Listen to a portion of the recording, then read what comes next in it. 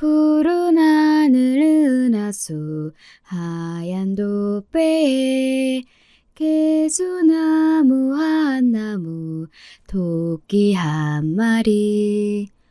나의 고아를 막론하고 이 노래를 모르는 한국 사람이 있을까요? 여러분께서 이 노래를 들으시면 어떠신가요? 어렸을 적 함께 놀던 친구가 생각나시나요? 전 이 노래를 들으면 우리 아버지가 떠오릅니다. 아버지랑 쎄쎄쎄 하던 기억에 가슴 한편이 따뜻해지면서 코끝이 시릴 정도로 그 시절이 그리워져요. 제가 지금부터 들려드릴 이야기는 그렇게 아름다운 추억 이야기도 있고요. 추악한 인간들이 벌이는 막장 드라마도 있습니다. 저 고작 33살인데 참 별일 다 겪었죠? 여러분, 제 사연을 들으실 준비 되셨죠? 그럼 이제 이야기를 시작해 보겠습니다. 우리 부모님은 사이가 참 좋으셨던 기억이 있습니다. 사업하는 아버지와 웃음이 많은 어머니 밑에서 행복하게 자랐어요. 그런데 왜 저에게는 언니나 동생, 아무 형제가 없었던 걸까요? 집에 놀 자매가 있으면 좋겠다며 엄마를 붙잡고 물어보았지만 엄마는 그저 빙그레 웃고 마셨습니다. 나중에 알게 되었어요. 우리 엄마는 다낭성 난소증후군이라는 병을 일찍이 앓고 계셔서 임신이 힘드셨다고 합니다. 저를 임신하는 것도 병원에 다니면서 배란 유도제를 쓰고 어렵게 성공하신 거였다네요. 그런데 출산하면서 자궁이 더 안 좋아지시고 이후 다시 임신하기 어려운 몸이 되셨습니다. 그래서일까요? 엄마는 제가 심심해하면 늘 같이 놀아주셨어요. 마당 있는 집에서 숨바꼭질이랑 술래잡기도 하고 쎄쎄쎄도 하고. 그래서 엄마 덕분에 전 언니나 동생 없이 잘 놀고 지낼 수 있었어요. 그렇지만 제가 10살 무렵에 엄마는 결국 지병이 악화되어서 돌아가셨습니다. 어머니가 돌아가시고 난 뒤 저는 외롭고 쓸쓸한 마음이었어요. 외동딸이라고 언니 대신 엄마는 친구처럼 함께 놀아주셨는데 이제 전 집에서 놀아줄 사람도 없어서 심심하기도 했고요. 그냥 벽에 기대서 마당을 바라보고 있는데 아버지가 말을 거셨어요. 우리 딸 여기서 뭐하고 있니? 그냥 있어요. 심심하게. 아니, 왜 나가서 친구들하고 놀지 않고선? 요즘에 친구들은 학원 다닌다고 바빠요. 영어학원이랑 수학학원이랑 논술에 태권도까지. 그럼 우리 딸도 학원 다니고 싶어? 아니요, 전 공부하는 거 진짜 싫단 말이에요. 아, 참 심심한데. 아빠, 혹시 쎄쎄쎄 할 줄 아세요? 아빠도 어릴 때는 했었지. 근데 지금은 다 까먹었구나. 네가 한번 가르쳐 줄래? 이렇게 나처럼 손바닥을 펴고 부딪히고 노래 부르면서 푸른 하늘 은하수 하얀 돛배에 개수나무 한 나무 토끼 한 마리. 이렇게 아버지는 엄마 없이 자라는 저랑 노력해서 놀아주시기도 하고 운동회 날 엄마 대신 학교에 오셨어요. 지금 생각해보면 최선을 다해서 제가 엄마의 부재를 느끼지 못하도록 절 신경 써주셨습니다. 우리 아버지는 사업가라서 정말 바쁘시거든요. 그러기가 쉽지 않았을 텐데 저를 그렇게나 사랑해 주셨다는 것을 지금은 알고 있어요. 우리 아버지는 성우산업회사를 세우고 한평생을 바친 창업주이십니다. 회사는 알루미늄 압출 제품 등 다양한 알루미늄 소재를 가공하는 업체인데 연매출 200억을 달성하는 알짜배기 중소기업이에요. 처음부터 회사가 이렇게 컸던 것은 아니었습니다. 주문권을 생산하는 연 매출 10억대의 단순한 제조기업으로 시작했지만 지속적인 설비 투자에 집중하고 신제품 개발 및 품질 향상을 위한 연구에 대한 지원을 아끼지 않은 결과 지금의 소재 부품 전문기업으로의 도약에 성공한 것이죠.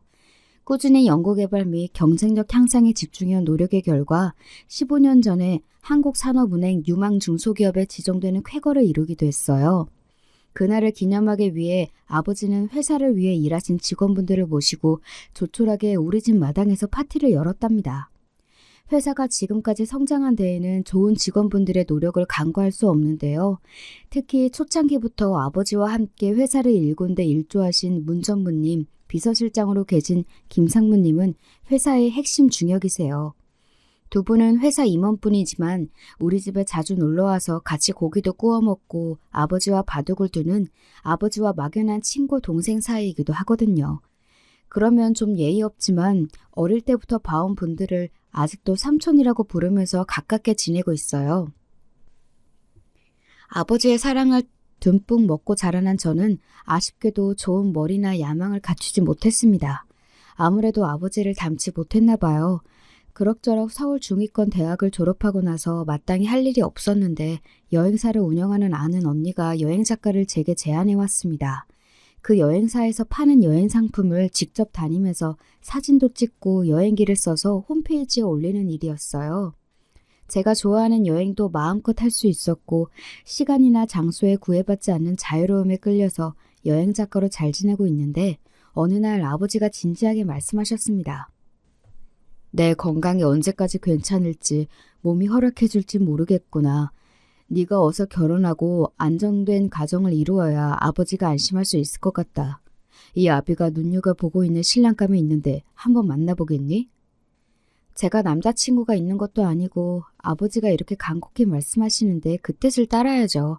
아버지가 소개해준 남자는 아버지 회사 직원 중 초고속 승진한 김지훈 과장이었습니다. 직접 만나본 지훈 씨는 이병헌을 닮은 잘생긴 얼굴의 남자였습니다.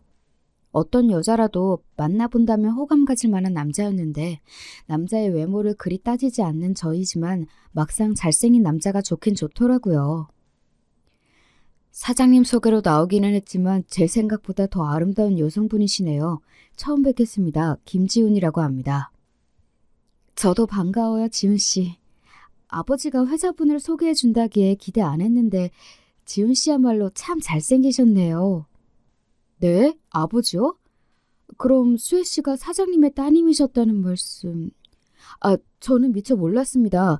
사장님이 그저 소개해 줄 아가씨가 있다고만 하셨는데... 그러셨군요. 아버지도 참 짓궂으세요. 사장 딸이라 제가 부담스러우신 건 아니죠?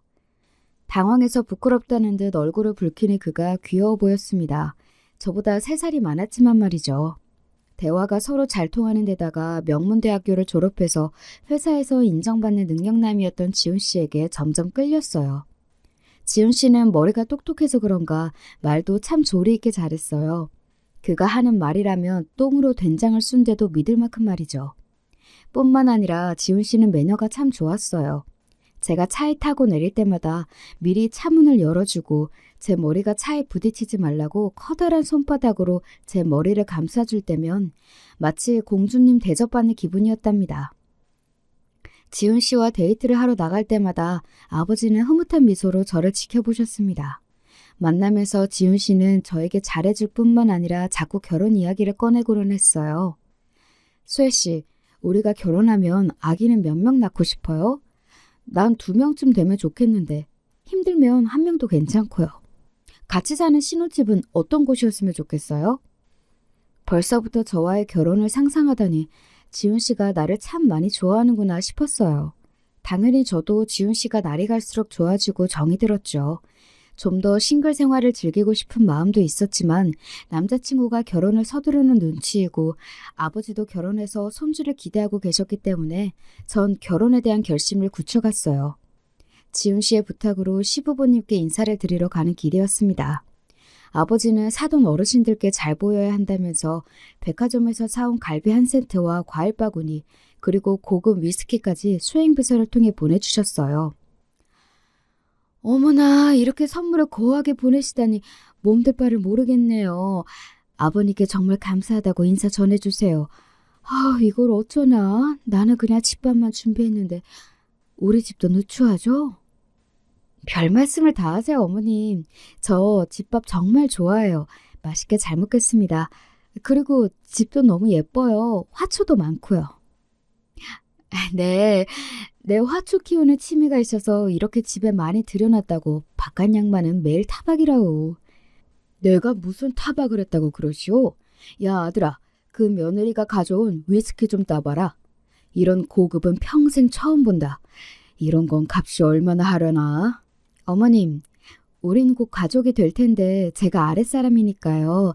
저한테 말씀 편하게 해주셔야 저도 편하게 어머님 대할 수 있죠. 아유, 그래도 사장님 따님이신데 어찌 감히...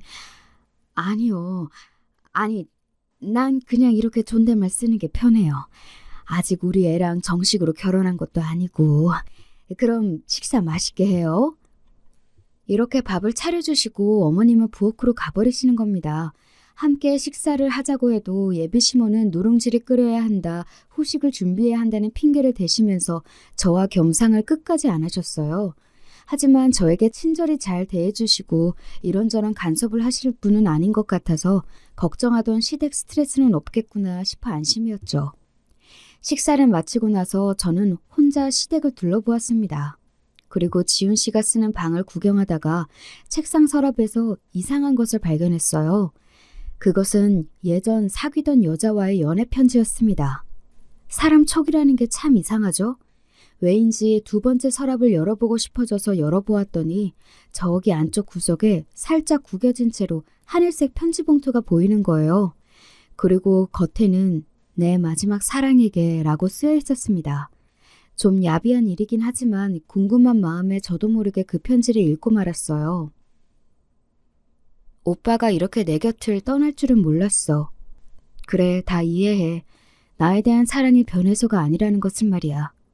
그래도 얼마나 떨어져야 우리는 다시 만날 수 있는 걸까? 당장 내 옆에 없는 당신을 오늘도 그리고 있어. 기다릴 거야, 죽을 때까지. 그리고 당신의 마음도 나와 같을 거라고 생각해. 아마 지훈 씨가 헤어지자고 하고선 여자가 못 잊고 보낸 편지 같은데 좀 소름 끼쳤어요. 죽을 때까지 못 잊고 기다린다니. 전 아직 그런 열정적인 사랑을 못 해봤기 때문일까요? 섬뜩한 느낌마저 받았어요. 하지만 30 넘은 남자가 찐한 사랑 한 번 안 해봤을까? 과거니까 그럴 수도 있지 생각하고 잊고 넘어가고자 했습니다.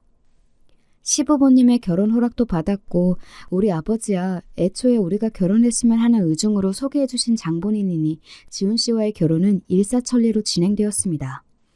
지훈 씨의 부모님은 평범한 집안이었던 것 같고 지훈 씨도 잘 나가는 샐러리맨이라고는 하지만 모아놓은 재산이 없었기 때문에 서울에서 신혼집을 마련하는 것이 무리였습니다. 최근 아버지의 심장 질환이 부쩍 심해지셨는지 힘든 기색이 역력해지셨어요. 아버지는 동맥경화와 허혈성 심장 질환이 있으셨는데요. 병원에 주기적으로 다니면서 식단도 저염식 저지방으로 신경 쓰면서 관리하고 계셨어요. 하지만 이제 나이가 60대 후반에 접어들고 사업을 하다 보니 높은 스트레스 상황에 자주 노출돼서인지 의사는 각별히 건강관리에 유의해야 한다고 했습니다. 이런 상황에서 굳이 방도 많고 넓은 친정집을 두고 분가할 필요가 있을까 싶어서 조심스럽게 지훈 씨에게 말을 꺼냈죠. 지훈 씨, 서울에서 아파트를 산다는 게 보통 어려운 일이 아니잖아요. 게다가 아버지께서 2층에 있는 방들은 우리가 마음껏 편하게 사용해도 된다고 하시고요. 당분간만 우리 집에서 지내면 어떻겠어요? 지훈 씨는 처가에서 사는 방법은 생각도 못했는지 아주 당황한 기색이었습니다. 글쎄, 꼭 그래야 하는 걸까? 솔직히 말하자면 아버지 건강이 걱정돼서요. 아버지 심장이 나쁜 편이라서 유일한 자식인 내가 곁에서 보살펴드리고 싶어서. 우리 아버지가 어떤 마음으로 나를 키워주셨는지 그동안 여러 번 얘기한 거 알죠? 아버님 지병이 있으셔? 지훈 씨는 눈을 반짝이며 궁금해했습니다. 저는 아버지의 심장 상태와 건강관리가 필요하다는 것을 강조했고 그 이야기를 들은 지훈 씨는 생각할 시간이 필요하다고 했어요. 그리고 며칠이 지나자 지훈 씨는 결심이 섰다면서 친정집에 신접살림을 차리는 것에 동의했습니다. 그래도 남자 입장에서 처가살이가 시집살이만큼이나 부담되었을 텐데 결심해준 지훈 씨에게 정말 고마운 마음이었습니다. 그만큼 아내로서 그에게 잘해줘야겠다고 다짐을 했어요. 우리는 많은 분들의 축복 속에서 무사히 결혼식을 마치고 친정집 2층에서 신혼을 보냈습니다. 2층에는 욕실이 딸린 안방과 서재 그리고 작은 방이 하나 더 있었기 때문에 우리 둘이 살기에 부족함이 없었죠. 저는 결혼해서도 옆에서 아버지를 보살필 수 있고 새로운 환경에 적응할 필요가 없으니 참 좋았습니다. 결혼한 지 얼마 되지 않았는데도 아버지는 저에게 혹시 아기 소식은 있냐고 자주 물어보셨어요. 아마도 아버지 자신의 건강이 염려되어서 빨리 손주를 갖고 싶으셨던 모양이에요. 아버지, 올해 결혼한 지 한 달 남짓 되었을 뿐이에요. 너무 조급해 하시는 거 아니세요? 그래, 나도 조급한 거 알고 있다만 괜히 불안하고 그렇구나. 내 마음이. 요즘은 워낙 젊은 부부들이 불임이 많다고 하는데 너도 몇 개월 지나도 소식이 없으면 병원에 다녀보자꾸나. 이렇게 채근하는 아버지와 달리 희한하게 시댁에서는 손주에 대한 어떠한 부담이나 말씀도 없으셨어요. 시아버님은 우리 아버지보다 더 나이가 많으셨고 남편 역시 집에서 외동아들이었기 때문에 후손에 대한 집착이 남다를 줄 알았는데 말이에요. 처가살이도 허락해 주시고 며느리에게 손자 타령도 안 하시는 이해심 많은 시부모님이라 감사하다고 생각했을 뿐이죠. 하지만 하늘을 봐야 별을 따지요. 여러분 앞에서 말씀드리기 좀 부끄럽지만요. 우리 부부는 결혼해서 잠자리를 자주 갖지 않았답니다. 한 달에 한두 번 할까 말까 손에 꼽을 정도였어요. 30대 초반의 왕성한 남자인데 회사 일로 매일 피곤하고 바쁘다는 핑계로 그는 저와의 잠자리를 피했어요. 그런가 보다 그를 이해하려 했지만 몇 달이 지나도 이 상황이 나아지지 않자 저 역시 자존심이 상해서 그에게 잠자리를 요구하지 않았고 잠도 따로 잤습니다. 하지만 아버지의 손주에 대한 열망을 알기에 우리는 의무적으로 한 달에 딱 한 번만 배란일에 맞춰서 관계를 가졌습니다. 그래도 사랑이 부족해서인지 횟수가 부족해서인지 악인이 생기지 않았어요. 그렇게 1년이 지나자 불안함을 느낀 저는 남편에게 불임시술을 권했어요. 불임시술? 아직 우리 나이가 젊은데 뭐 하러 그런 것을 해? 아무리 젊더라도 피임하지 않았는데 아무 이유 없이 6개월이 넘도록 임신이 안 되면 난임이라고 보는 것 같더라고요. 우리 아버지가 얼마나 후손이 급한 상황인지 당신도 알잖아요. 협조해주세요. 그렇지만 남편은 끝까지 협조해주지 않았습니다. 난임 클리닉도 시험관 시술도 남편의 협조 없이는 모두 할 수가 없었기 때문에 저는 달리 방도가 없었어요. 저는 매일 한숨만 나왔습니다. 연애 시절에는 그렇게 나를 공주 대접해주면서 잘하던 남자가 결혼도 일찍 하자고 성하더니 막상 결혼하고 나니 나를 찬밥 심세 취급하는 것만 같았고 결혼 생활이 이렇게 지루하고 김 빠진 맥주 같을 줄은 몰랐으니까요. 아버지는 장차 자신의 사장 자리를 남편에게 물려줄 생각이셨는지 남편은 누구보다 빠른 승진을 했습니다. 그렇게 해주면 더 아버지에게 감사해야 하고 저에게 잘할 줄 알았지만 결과는 정반대였어요. 그가 높은 자리를 가면 갈수록 더 바쁜 그와 집에서 마주치는 시간은 줄어만 갔어요. 게다가 저를 비롯한 모든 것에 대해 불만이 가득 찬 듯한 느낌이었습니다. 남편의 짜증과 신경질이 날로 늘어나고 눈빛은 차가워졌어요. 도대체 요즘 당신 왜 그래요? 회사 일이 잘 안 풀리나요? 아님 뭐 다른 문제라도 생겼어요? 부부끼리 서로 말을 해야 알죠. 정말 눈치 없는 여자군. 정말 모르겠어? 난 이 집에 들어오는 게 숨이 막혀. 여기는 내 집이 아니야. 당신과 당신 아빠의 집이지. 집에 들어오면 마음 편하게 쉬기도 하고 그래야 하는데 툭하면 회사 일을 논의하자고 집에서 시도 때도 없이 부르시는 장인 어른도 싫고 나를 남편으로 존중하지 않는 당신 태도도 신물이 나. 전 이해가 가지 않아요. 제 어떤 태도가 당신한테 그렇게 느껴지는 거죠? 당신 건강 때문에 아침 일찍 녹즙도 갈아주고 요모조모 신경을 쓴다고 쓰고 있는 것 같은데. 그런 걸 남편인 내가 일일이 말해야 하나? 일단 이 집에 있는 것 자체가 숨막히니까 난 아무래도 따로 나가 살아야겠어. 그리고 남편은 정말 회사 근처에 오피스텔을 얻어서 일주일 중 4, 5일은 거기에 머물고 우리 집에는 잘 오려고도 하지 않았습니다. 참다 못한 저는 아버지께 분가를 말씀드릴 수밖에 없었습니다. 지금 남편은 분가하고 싶다고 제게 시위하는 것일 테니 말입니다. 분가 얘기에 아버지는 내심 서운해하셨지만 이해하신다면서 직접 좋은 동네에 아파트를 매입해 주셨습니다. 저는 남편과 화해하고 싶어서 분가 얘기를 할 겸 남편이 지내는 오피스텔에 갔어요. 그리고 남자 혼자 사는 집이 오죽할까 싶어서 집 정리와 청소를 할 겸 말이죠. 저는 그곳에서 뜻밖의 물건을 발견하고 맙니다. 여성용 스타킹이 욕실 수건걸이에 걸려있는 거예요. 돌아온 남편에게 그것을 눈앞에 보여주고 물었죠. 당신, 이곳이 도대체 뭐예요? 미안해. 그때 내가 너무 마음이 힘들어서 잠깐 술집 여자랑 오피스텔에서 정말 한 번뿐이었고 하룻밤 실수였어. 다시는 있을 수 없는 일이야. 남편은 진심으로 뉘우치고 반성했습니다. 우리가 갈등으로 서로 소닥 보듯 할 때였으니 남자의 욕구를 푸는 그냥 그런 하룻밤이었을 거야. 저는 힘들지만 결국 그의 잘못을 용서했고 우리는 분가해서 함께 살았습니다. 한동안 남편은 전보다 집에 잘 들어오고 저에게도 잘하려고 노력하는 모습을 보였어요. 그러던 어느 날 남편 심부름으로 급작스럽게 저는 시댁에 가야 했습니다. 시부모님은 평소에도 시가에 오라고 부르시지도 연락도 잘 안 하셨어요. 매달 보내드리는 100만 원의 용돈만 오면 저에게 아무 상관도 하지 않은 분들이셨기에 참 오랜만에 시댁 방문을 한 것이었습니다. 시댁 현관 앞에서 기다리자 당황하며 문을 열어준 시모 뒤로 처음 보는 여자 두 분의 손님이 계셨어요. 아니, 네가 갑자기 우리 집에 무슨 일이냐? 출발하기 전에 몇 차례 어머님께 전화드렸는데 바쁘신지 안 받으시더라고요. 남편이 예전 대학교 때 모아놓은 공부 자료를 가져오라고 저를 보냈어요. 그런데 손님이 와 계신가 봐요.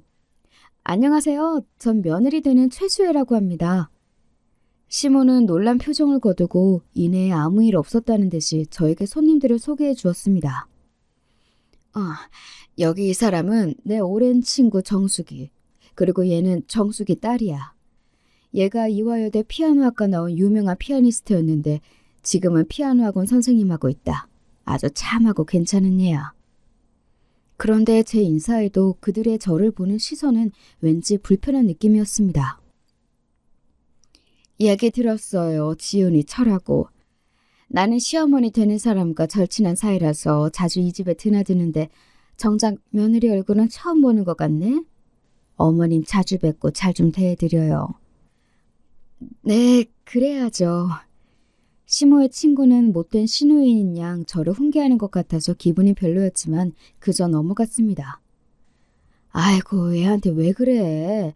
내가 부담스러워서 애들 오지 말라고 한다, 야. 며느리 너는 얘 말 신경 쓰지 마라. 불편해진 분위기를 바꿔보고자 저는 시모 친구 따님을 보며 칭찬을 건넸어요. 따님이 얼굴도 참 예쁘시네요. 어머님이 추천하실 정도의 재혼이시면 어떻게 제가 좋은 신랑감을 소개해 줄까요? 저는 친근하게 물었습니다. 그런데 그녀는 싸하게 웃으면서 이러는 겁니다.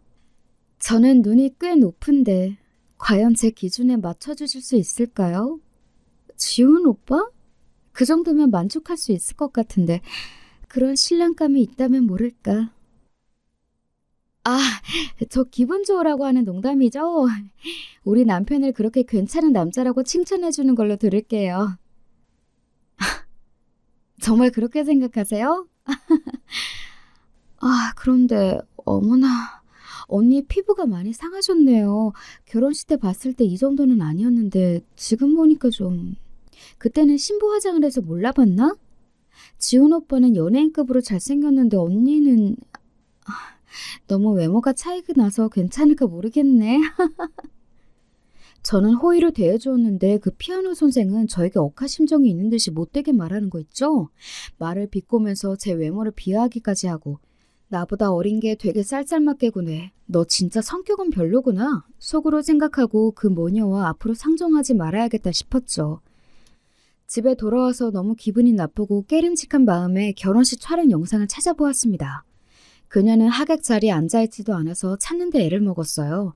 두세 번을 돌려보다 보니 뒷배경에 살짝씩 나온 모습을 찾을 수 있었습니다. 처음에 전 귀신이라도 본 것처럼 등골이 오싹했어요.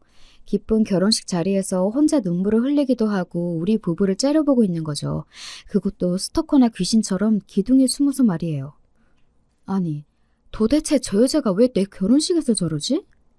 미스터리한 그녀에 대한 의구심이 들었지만 저는 기분 나쁜 일을 오래 담아두거나 사람을 의심하지 못하는 사람이다 보니 그날은 그렇게 넘어갔습니다.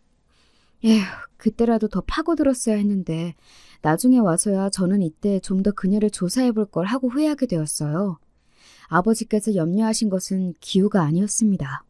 분가한 지 2달도 채 되지 않아서 갑자기 아버지가 회사에서 쓰러지셨다는 소식을 듣고 아버지가 계신 병원으로 달려갔어요.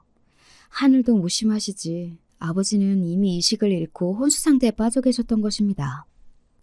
강상무님, 이게 도대체 어떻게 된 일이에요?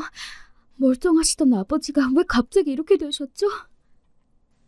비서실장인 내가 늘 곁에서 사장님을 지켰어야 했는데 지방 출장을 다녀온 사이에 이런 일이 벌어졌단다. 나도 지금 정확히 어떻게 된 일인지 경위를 조사하고 있으니 조금만 기다리렴. 이봐, 김상무, 자네가 사장님과 함께 했지 않았나? 네, 제가 사장님과 함께 새로운 공장 부지 회의할 때는 분명 멀쩡하셨습니다. 그냥 가슴이 답답하고 좀 아프다는 말씀은 하셨지만 원래 드시던 약을 드시겠다고 말씀하셔서 저는 안심하고 사장실에서 나왔어요. 그리고 점심때 식사를 함께 하려고 가보니 아버님이 쓰러져 계셨습니다. 아버지의 주치의는 아버지가 갑작스러운 충격으로 허혈성 심장 질환이 악화되어 급성 심근경색이 발병한 것 같다고 했습니다. 지금으로서는 수술이나 여타 다른 방법이 없어서 아버지 스스로 의식을 차리시는 것을 기다릴 수밖에 없다고요. 저에게 유일한 가족인 아버지가 잘못되신다는 생각만으로도 저는 정신이 아득해졌고 실신한 것처럼 세상이 빙빙 도는 기분이었습니다. 아무래도 당신 안 되겠다. 이러다가는 당신까지 잘못되고 말아. 당신도 입원해서 처치를 받아야겠어. 남편의 권유대로 병원에 입원해서 며칠 지내면서 저는 몸을 회복하고 있었습니다. 그런데 갑자기 비서실장 강상무님이 저를 다급히 찾아오셨어요. 수혜야, 큰일이다. 사장님이 못 일어나는 동안 너의 남편이 못된 짓을 꾸며서 회사를 꿀할 속셈인 것 같아. 네? 설마 아버지가 이런 일을 당하신 중에 그 사람이 그럴 리가요. 아버지가 병원에 오신 다음 날 아버지 회사 변호사가 남편과 함께 회사에서 중대 발표를 했다고 합니다. 그 변호사는 아버지가 가까이 하시고 중요한 임무를 맡겨온 분인데 회사의 모든 직원들 앞에서 이렇게 얘기했다고 해요. 사장님께서 쓰러지시기 전에 이미 작성하신 유언장이 있는데 만일 혹시 모를 사태를 대비하기 위해 사장석의 공석일대를 대비해서 작성해 두신 것입니다. 유언장 내용은 이렇습니다. 사장석에 공석이 되면 2주 뒤 김지훈 상무가 정식으로 사장직을 맡게 된다. 그렇지만 형님이 이럴 리가 없거든. 요즘 들어서 김 상무가 생각만큼 회사에 열정을 갖고 일하는 사람이 아니라고 도리어 직책을 강등시키려고 고민하고 계셨다고. 그런데 회사 사장 자리를 갑자기 왜 너희 남편에게 물려주겠니? 차기 사장 자리와 같이 중요한 일은 늘 나와 문정무랑 상의하던 분이 우리도 모르게 독단적으로 결정해서 유언장까지 쓰실 분이 아니라고. 나와 너희 아버지가 함께 회사에 바친 세월이 자그마치 35년이다. 이것은 분명 너희 남편이 뭔가 일을 꾸민 게야. 저도 아버지에게서 차기 사장직을 남편에게 물려준다는 말씀을 들어본 적이 없습니다. 그리고 굳이 선택하라면 남편보다는 강상무님의 말에 더 신뢰가 갔어요. 강상무님은 저에게 이 일을 조사해서 해결할 방법을 찾겠다고 돌아가셨어요. 병원에 누워있던 저는 참으로 심란했습니다. 믿고 있던 남편이 정말 이 모든 일을 꾸민 걸까요? 우리 아버지가 갑자기 저렇게 되신 것도 그 사람 때문일까요? 저는 한없이 괴로웠지만 이대로 가만히 누워있을 수만은 없었어요. 그리고 아버지가 계신 병실에 가서 아버지 앞에서 목 놓아 울었지요. 아버지, 이러고 계시면 어떡해요? 강사모님 말대로 남편이 아버지를 이렇게 만든 거예요? 회사를 차지하려고 계략을 꾸민 거냐고요? 아버지는 다 알고 계시잖아요. 이렇게 누워있지만 말고 어서 일어나세요. 어서요. 제 서러운 외침에도 아버지는 평온한 얼굴로 누워 계실 뿐이었습니다. 병원에서 나와 집에 들어가자마자 저는 못 볼 광경을 보고 말았어요. 여러분, 앞에서 말했던 추악한 자들이 벌인 짓을 이제부터 감상하실 차례입니다. 우리 집 현관문 비밀번호를 누르는데 자꾸만 오류가 뜨는 것입니다. 이상해서 재차 누르려는데 누군가 현관문을 열어주고 제 앞에 서 있는 거예요. 그 사람은 지난번 시댁에서 우연히 마주쳤던 그 재수없는 시모 친구 딸이었어요. 당신이 왜 우리 집에 있는 거야? 그리고 제멋대로 현관 비밀번호까지 바꿔놓고? 집에 들어서서 보는데 거실에는 온통 처음 보는 가구들이 들어차 있었습니다. 이제부터 오빠와 내가 살 집이니까 비밀번호는 변경했어요. 어때요? 가구들이 정말 고급스럽죠? 명색이 사장딸이라면서 당신 안목이 그렇게나 떨어지는지 몰랐어요. 예전에는 촌스러운 가구들만 있더라고. 그래서 나에게 걸맞은 좋은 가구로 싹 바꿔놓았는데 정말 아름답지 않아요? 지훈 오빠는 당신과 결혼한 가정이 있으면서도 외로워했고 나를 통해 삶의 의미를 찾고 있다고 했어요. 그러니까 네가 결혼한 내 남편을 꼬드겨서 만나왔다. 사실 나는 상간녀이다 뭐 이런 거야? 아니, 네 남편은 처음부터 내 것이었어. 너는 그저 그 회사를 물려받기 위해 이용했을 뿐인 허수아비였다고. 지훈 오빠는 자기가 사장 자리를 빼앗고 나면 나에게 사장 부인 자리를 줄 거라고 약속해왔어. 나는 그 증거들도 다 갖고 있다고. 녹음본과 각서 등등 말이야. 내 말이 정 의심스러우면 보여줄 수도 있어. 상간녀의 설명에 따르면 남편과 상간녀는 나를 만나기 오래전부터 사귀던 사이였습니다. 남편이 취직하기 전까지 피아노 학원을 하는 상간녀가 용돈을 주며 뒷바라지까지 했대요. 그리고 엄마들끼리 친구여서 상간녀를 시댁에서는 이미 며느리처럼 대하고 터놓고 지내는 사이였다는 것입니다. 그런데 우리 회사에 들어온 남편은 회사 사장 외동딸과 결혼하면 사장 자리를 노릴 수 있겠다는 계산이 있었던 것입니다. 그래서 나와 결혼해서 신분 상승을 하기 위해 상간녀와 일단 헤어지려고 했다는 거죠. 남편은 처음 나를 만나는 순간에 사장님 따님인지 몰랐다는 둥 개소리를 하며 연기했지만 실은 전부터 저에 대해 남자친구가 없다는 것까지 그리고 좋아하는 취향에 대해서까지 뒷조사를 했던 것입니다. 결혼하고 나서도 남편과 상간녀는 서로 미련이 남아서 계속 만남을 가졌고 심지어 상간녀는 우리 시모와도 교류하고 있던 것이에요. 불륜한 남편이나 상간녀는 며느리처럼 대하면서 본처인 저에게서는 돈만 뜯어내려는 시모나 모두 하나같이 악마로 보였습니다. 너무 놀라서 아무 말도 못하고 상간녀의 이야기를 듣고 있는데 현관문으로 시모가 들어오는 것이 아니겠어요? 어머님이 여길 어떻게... 어머님도 상간녀와 이 모든 일을 알고 계셨던 거죠? 그동안 제 앞에서 친절과 예의를 가장해온 시모는 빙글빙글 비웃으면서 이렇게 말하는 것이 아닙니까? 그래, 맞다. 우리 혜진이는 이미 오래전부터 지훈이와 사랑하는 사이였고 며느리감으로도 손색이 없었지. 너는 우리 지훈이가 사장 자리에 오르기 위한 발판일 뿐 아무것도 아니었단 말이다.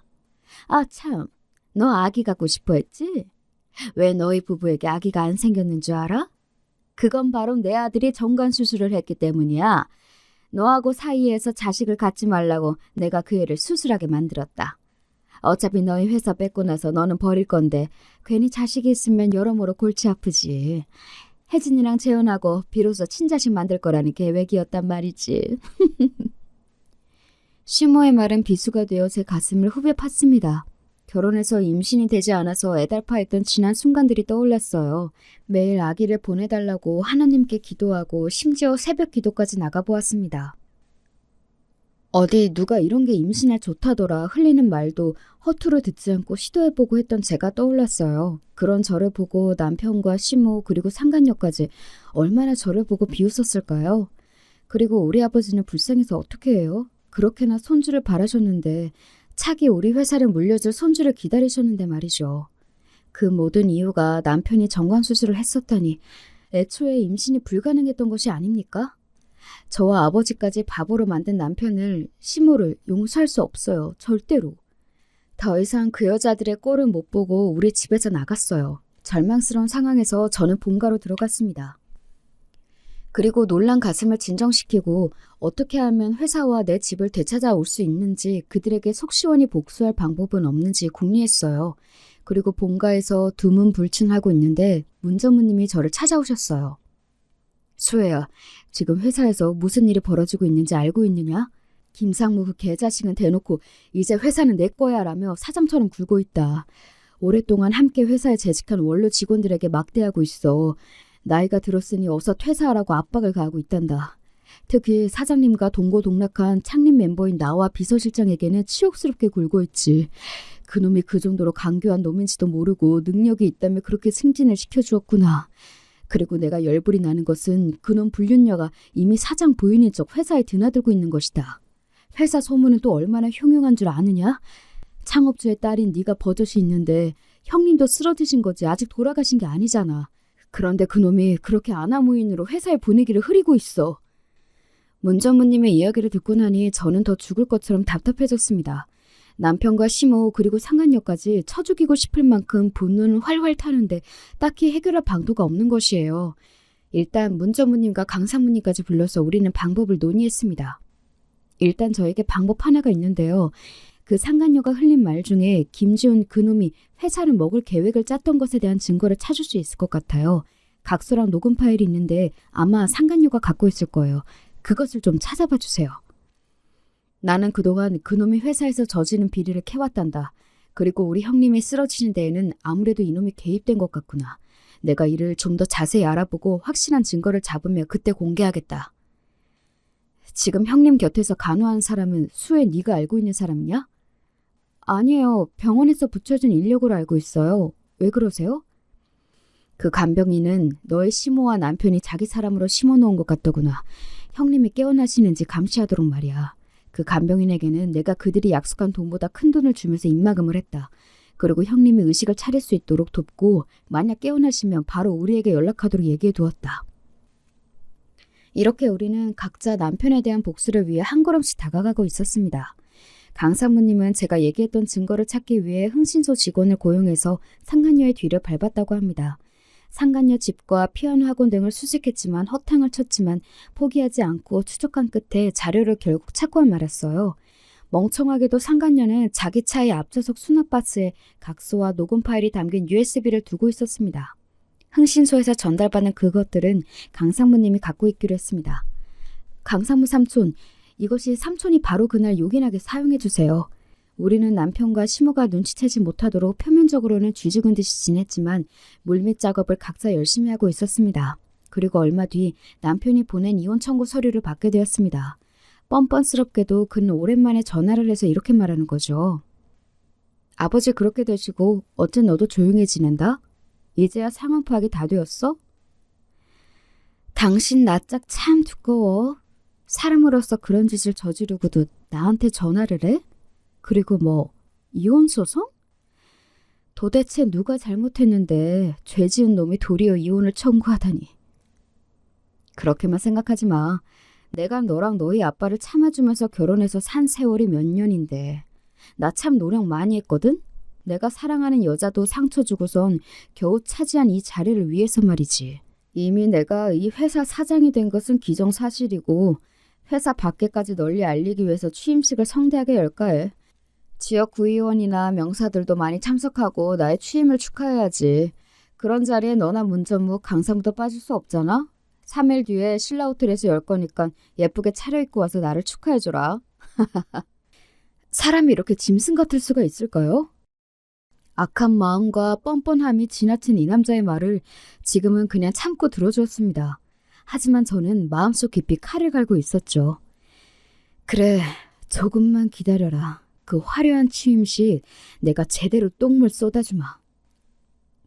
하늘도 이런 놈은 용서할 수 없으셨던 걸까요? 제가 불쌍하셨던 걸까요? 뜻밖의 좋은 소식을 듣게 되었습니다. 아버지 주치의 의사에 급한 호출이 왔어요. 아버지 의식이 돌아오셨어요. 어서 와보세요. 그리고 강상무와 문전무님도 간병인의 호출로 급히 병원으로 오셨습니다. 저는 병원으로 가는 길에 변호사에게 연락해서 한시라도 빨리 병원에 와달라고 했어요. 병원에 가보니 아버지는 겨우겨우 눈도 깜빡이고 입도 조금씩 움직이셨습니다. 아빠, 정신이 드세요? 괜찮으세요? 아버지는 기운이 없으셔서 제가 귀를 아버지 입에 가까이 대야 들을 수 있을 만큼 작은 소리로 말씀하셨어요. 난 괜찮다. 강사모한테 얘기 들었어. 사회 그 자식이 몹쓸 일을 벌였다지. 아버지는 그놈이 아버지에게 했던 짓을 폭로하셨습니다. 아버지가 쓰러지던 날 아침 일찍 남편은 변호사와 아버지 사무실에서 만나자고 급히 불렀습니다. 이보게, 갑자기 무슨 일인가? 변호사를 불렀으니 어서 유언장을 작성하세요. 유언장에는 첫째, 당신 재산을 나에게 물려줄 것. 그리고 둘째, 성우산업의 사장직이 공석인 경우 나 김지은 상무가 그 자리를 이어받는다는 것. 이 내용이 꼭 들어가야 할 것이야. 무슨 말도 안 되는 소리를. 자네 미쳤나? 내가 왜 그런 짓을 해? 이제 보니 너 그런 속셈으로 내 딸과 결혼했어? 그래. 그래서 마음에 안 드는 네 딸년과 결혼하고 개같이 처가살이하면서 3년을 참고 살았지. 바로 오늘을 위해서 말이야. 어서 변호사한테 유언장 작성시키고 않고 뭐해? 이놈이? 비서실장 어디 갔나? 보디가드 불러서 이 새끼 당장 끌어내! 지금 비서실장은 울산으로 출장 가지 않았습니까? 보디가드도 내가 다른 데 보냈고 장인어른은 내 말을 따를 수밖에 없을 텐데요. 내가 이 회사의 운명줄을 쥐고 있어요. 지난번 회사 자산을 담보로 100억을 긴급으로 대출했던 은행 있죠? 거기 은행장이 바로 내일 대출금을 회사하라고 하면 이 회사는 어떻게 될까요? 그래서는 안 돼! 그러면 우리 회사는 부도가 나고 만다고. 그러니까 이 회사 망하는 걸 보고 싶지 않다면 당장 유언장이나 작성하라고. 아버지는 하는 수 없이 남편의 협박을 이기지 못하고 그런 불합리한 유언장을 작성하게 된 것이었습니다. 그러고 나서 남편은 변호사와 아버지 모두에게 축발이 들자면서 음료를 권했어요. 마지못해 마셨던 아버지의 음료 속에는 심장에 해로운 약물이 들어있었고 아버지는 몇 분 뒤 그 자리에 쓰러지고 마신 겁니다. 남편은 비열하게 웃으면서 아버지를 내버려 두고 유언장만 들고 나가버렸고요. 죄송합니다. 그때 사위를 말렸어 했는데 어찌할 바 모르고 있다가 사위가 나간 뒤에 사장님의 음료잔을 제가 몰래 챙겼습니다.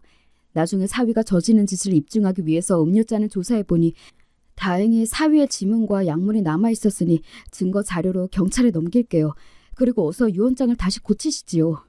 변호사는 남편이 아버지에게 위해를 가한 것을 목격자 증언도 하겠다고 나서주었고 남편의 뜻대로 작성했던 유언장은 원래대로 고쳐놓았습니다. 이렇게 유언장까지 변경하고 나니 남편에게 복수할 모든 준비를 마쳤습니다. 이젠 내 차례다. 남편과 시모 상간녀까지 이 년놈들아. 저는 집에 돌아와서 이혼서류에 도장을 찍어서 남편에게 보냈어요. 이튿날 취인식 날에 저는 파티 정장을 입고 취인식 자리에 들어섰습니다. 응? 네가 여기에 왜 와? 낯짝도 두껍다. 너 이혼 도장도 찍었다면서 아무것도 아닌 게 이런 좋은 날 망치려고 그래? 네, 이 좋은 행사 망치려고 왔어요, 아줌마. 근데 당신 아들 좆됐어. 저 여자가 미쳤나? 보디가드! 저 여자랑 저 직원들 다 내쫓아버려! 그때 호텔 연회홀 문이 열리면서 형사 2명이 들어왔습니다. 문 전무님과 변호사가 남편의 범죄 사실을 미리 경찰에 신고했던 것입니다. 김지훈 씨, 당신을 성우산업 비리 및 횡령 그리고 최무열 사장 살인 미수죄로 긴급 체포하겠습니다. 놔! 이게 무슨 짓이야!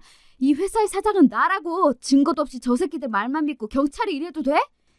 그때 호텔 스피커로 어떤 음성이 들려왔습니다. 혜진아, 내가 말했잖아.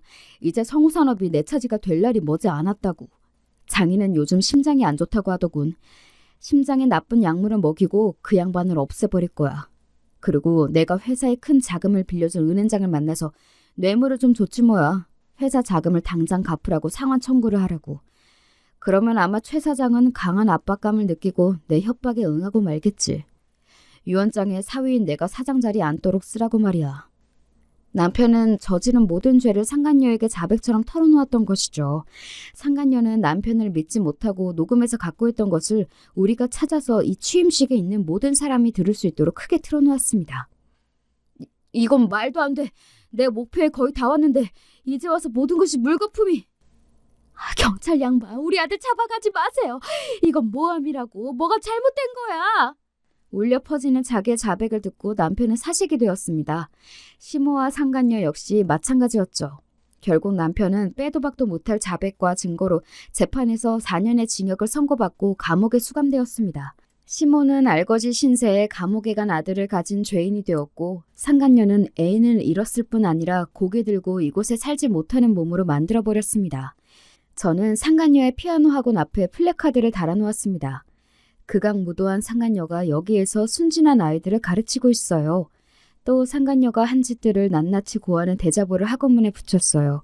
플래카드와 대자보를 본 상간녀는 얼굴이 하얗게 질려서 본즉시 철거했지만 때는 이미 늦었어요. 피아노 학원에 대한 소문은 삽시간에 동네에 퍼지고 학원 아이들은 모두 학원을 끊었어요. 뿐만 아니라 학원으로 학부모들의 항의 전화가 빗발쳤지요. 네가 뒤로 상간녀 짓 하고 다녔다면서? 내 아들이 1년 넘게 그 학원 다녔는데 너를 보고 이상한 짓 배웠으면 어떻게 책임질 거야? 어떤 아버지는 상간녀 본처를 내쫓은 악한 행실을 숨기고 교육업에 종사한 것은 기만이라면서 손해배상 청구를 하겠다고 나오기도 했답니다. 아무리 법에서는 간통죄가 없어졌다고 하지만 우리네 정서에서 분류는 나쁜 짓이라는 공감대가 있잖아요. 저는 그저 상간녀의 실체를 조금 보여줬을 뿐인데 그 파장은 제 생각 이상으로 컸어요. 상간녀가 당한 일을 떠올리니 저는 지금도 통쾌하기만 해요. 지금 이 글을 보시는 여러분도 같은 생각이시죠? 자신의 야망 때문에 불륜으로도 모자라서 장인까지 죽이려고 했던 남편과 그를 도와준 시모와 상간녀는 모두 사람답지 못한 삶을 살게 되었죠. 모두 자신들이 저지른 죄로 인해 받게 된 벌이니 당연한 결과가 아닐까요? 쓰러지셨던 아버지는 아직 병원에 계시지만 많이 호전된 상태가 되셨어요. 그리고 문전무님과 강상무님 두 분께서 함께 회사의 사장 역할을 대행하고 회사는 다시 잘 돌아가고 있습니다. 아버지는 두 분께 사장직을 물려주고 싶다고 말씀하셨지만 두 분은 한사코 아버지가 회복되고 사장직에 복직하시라면서 비워두고 있으시죠. 저는 이혼한 뒤 신혼집을 처분하고 본가에 들어와서 살고 있습니다. 그리고 결혼 전에 했던 여행 작가 일을 하고 있어요. 이렇게 저의 파란만장했던 결혼과 이혼, 그리고 회사를 놓고 버린 암투는 막을 내렸습니다. 여러분께서 재미나게 읽어주셨으면 좋겠다는 바람을 갖고 저는 물러갈게요. 날이 점점 더워지는 날씨에 건강 조심하시고 오늘도 좋은 하루 보내세요.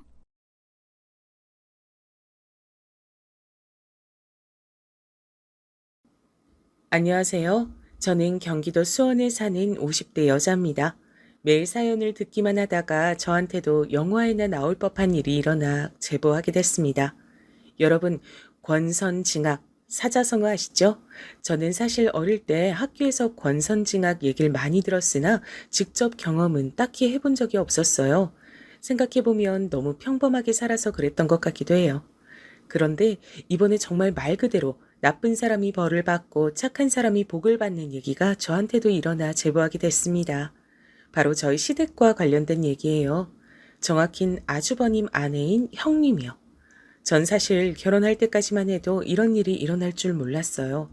전 그냥 남편과 대학에서 처음 만나 연애하고 결혼했죠. 인생 첫 남자친구였고 남편도 제가 첫 여자친구였어요. 서로 신입생 동기로 만나서 그렇게 한 번도 헤어지지 않고 그대로 결혼하게 됐습니다. 저는 어려서부터 정말 무던한 편이었어요. 정말 너무 평범하게 살아왔고 결혼도 그냥 정말 무탈하게 진행됐죠. 양가에서도 같은 대학이고 오래 사귀었으니 서로 마음에 들어 하셨고 남편도 저도 예민하지 않고 무난한 성격들이라 정말 평생 이렇게 재미없지만 고요하게 살아갈 줄 알았어요. 사실 제가 남편과 결혼을 결심하게 된 이유는 무심함 때문이에요. 제가 이런 얘기를 하면 제 친구들은 다정한 사람이 최고라고 하던데 전 이상하게 남편의 무심함과 예민하지 않고 무던한 모습이 그렇게 좋더라고요. 아무튼 그래서 그렇게 시댁에 처음 인사 갔을 때가 기억나요.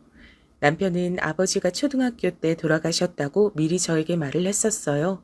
그래서 시어머니가 홀로 살고 계셨고 형이 한 명 있는데 그 형은 결혼해서 나가 산다 그랬죠. 딱 저 말만 듣고 사실 걱정을 많이 했어요. 왜냐면 홀 시어머니는 힘들 수도 있다고 주위에서 그랬거든요. 그러나 시어머니의 첫인상은 굉장히 화끈하셨어요. 드디어 미영이가 우리 며느리가 되는구나. 진짜 가족이 되다니 너무 기뻐. 오래 만났고 제가 남자친구 군대도 다 기다려주어서 시어머니는 저를 굉장히 예뻐하셨습니다. 말은 그렇게 많지 않으셨지만 홀로 형제를 키워서 그런가 마냥 호락호락하진 않으셨어요. 알고 보니 시어머니는 지방에서 혼자 큰 식당을 운영하고 계셨습니다. 남편이 초등학교 다닐 땐 그냥 작게 동네에서 하는 백반집이었대요. 그런데 워낙 성격도 좋으시고 음식 맛도 좋으니까 가게가 점점 커져서 지금은 정말 큰 식당을 하고 계셨습니다. 그 동네 사람이면 이름만 들어도 아는 그런 유명한 지역 맛집이요. 옆 지역에서도 놀러 오면 꼭 들리는 그런 큰 식당이에요. 방송에도 몇 번 나와서 웨이팅까지 해서 먹는 식당이랍니다. 사실 이 얘기했을 때 제가 친언니가 있는데 언니가 걱정했어요. 식당을 하는 홀어머니면 제가 수시로 찾아가서 식당 일을 도와줘야 하는 거 아니냐 그랬죠. 하지만 시어머니는 저에게 단 한 번도 도와달라고 하지 않으셨습니다. 애초에 제가 가서 도와주지 않아도 직원들이 워낙 많으니까 제가 가지 않아도 된다고 했었고요. 생각보다 많이 큰 식당이었어요. 저는 오히려 어머님 식당이 너무 커서 놀랐던 기억도 나요. 남자친구가 전혀 티를 내지 않아서 몰랐죠. 남편의 형은 성격이 남편과 비슷했어요. 무난했단 말이죠. 형제가 둘 다 예민하지 않고 말도 많지 않았어요. 그리고 아주버님은 매우 바쁘셨습니다. 그래서 잘 볼 수가 없었어요. 이렇게 무난한 성격들 덕분에 시어머니는 홀로 형제를 키우면서 엄청나게 힘든 일은 없었다 그러더라고요. 그리고 뒤에서도 말하겠지만 사실 시어머니는 정말 최고랍니다. 제가 다른 복은 없어도 시어머니 복은 정말 많아요. 단순히 재력만 좋으셨던 게 아니고 성격도 정말 좋으셨습니다. 이건 뒤에 가서 더 자세히 말씀드릴게요. 그런데 제가 시댁에 가서 제일 놀랐던 게 뭔지 아세요? 시어머니도 형도 남편도 평범했는데 형님, 그러니까 남편 형의 아내가 정말 놀라웠어요. 왜냐면 정말 제가 이때까지 봤던 사람 중에 제일 밝았어요. 저를 보자마자 어머, 동서될 분이세요? 정말 반가워요. 제가 얼마나 기다렸는지 몰라요. 하시면서 반겨주셨어요. 사실 이미 결혼한 친구들이 저한테 고부 관계 스트레스보다 며느리 관계 스트레스가 더 크다 그랬거든요.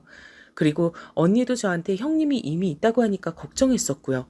제 성격에 당하고 살 수도 있다고 무슨 일 일어나면 자기한테 꼭 말하라고 했었죠. 그런데 저를 처음 보자마자 저렇게 반겨주셔서 저는 너무 행복했어요. 친언니한테 자랑도 할 정도로요. 어머, 동서 친언니가 있어요? 그럼 더 잘 됐다. 언니처럼 편하게 대해줘요. 형님은 정말 텔레비전에 나오는 연예인들보다 성격이 밝더라고요.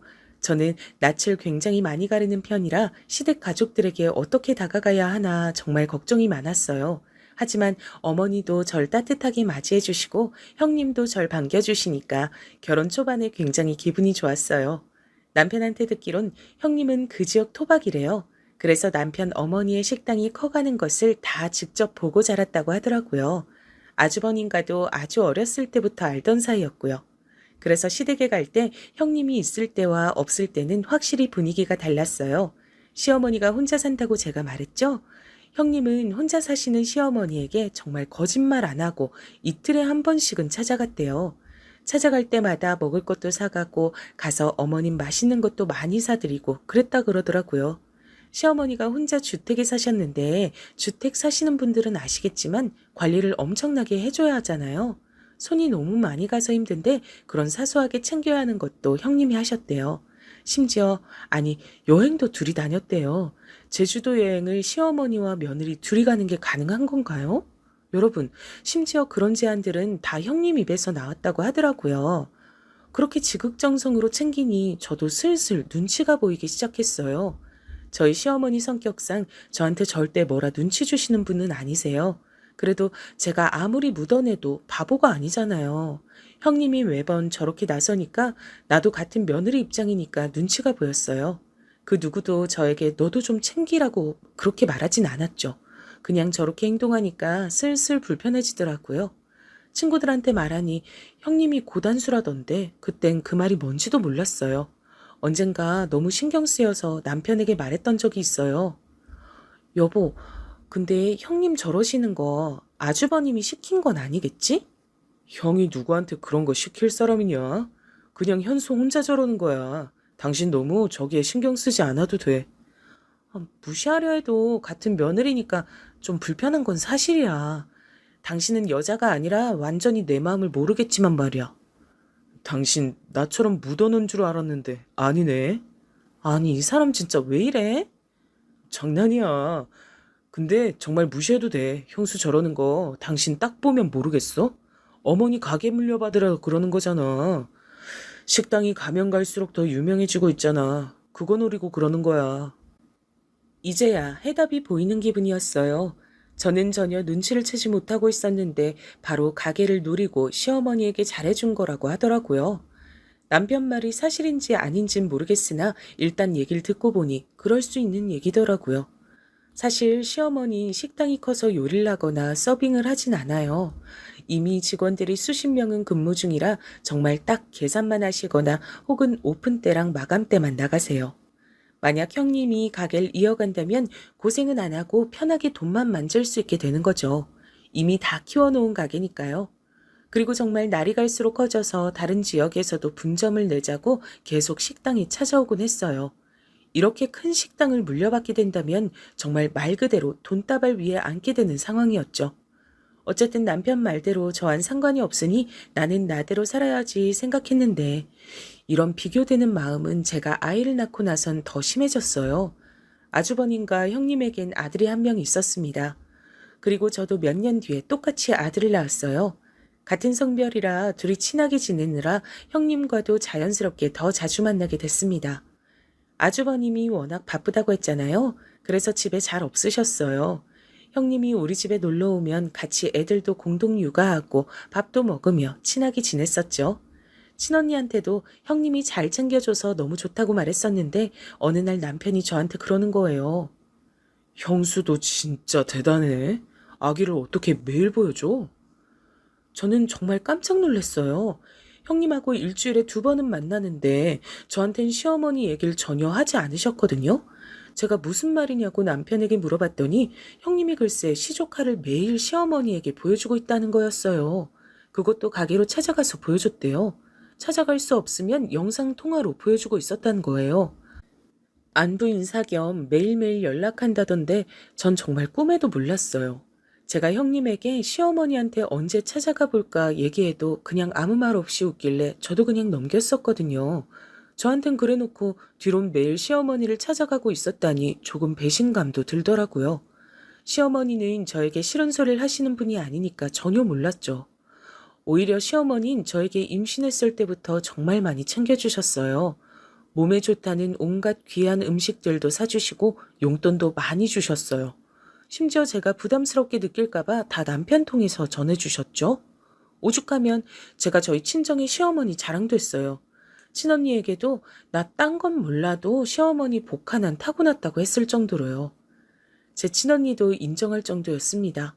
시어머니는 신기할 정도로 알아서 필요한 것 때가 되면 다 챙겨주셨거든요. 정말 전 시어머니가 저렇게 행동해 주시니까 너무 감사하면서도 또 죄송스러웠어요. 그러면서 아무리 시어머니가 무던하시더라도 저렇게 형님처럼 지극정성으로 대하는 것과 아닌 것은 당연히 차이가 날 수밖에 없다고 생각했어요. 신혼 때 비교됐던 마음이 훨씬 커지게 되었어요. 그래도 형님이 혼자 저러는 걸 누가 말리겠나요? 그냥 사람 자체가 챙기는 것 좋아하나 보다 좋게 생각하려고 노력했었죠. 이 뒤로도 종종 잊을만 하면 형님은 저랑 비교되는 행동을 했죠. 아무리 제가 좋게 생각해 보려고 노력해봐도 형님이 저렇게 나오시니 자꾸 마음이 속상하더라고요. 자꾸 제가 부족하게끔 보이더라고요. 저도 나름 노력한다고 하는데 형님에 비하면 보잘것없어서 그게 속상했어요. 하지만 그럴 때마다 남편이 저렇게 행동하는 거 언제까지 갈 것 같냐고 우리는 우리의 길을 걷자고 해서 위안 삼았죠. 형님은 저를 대놓고 미워하거나 견제하거나 그러진 않았어요. 하지만 은근히 저러니까 제가 화내기도 애매하더군요.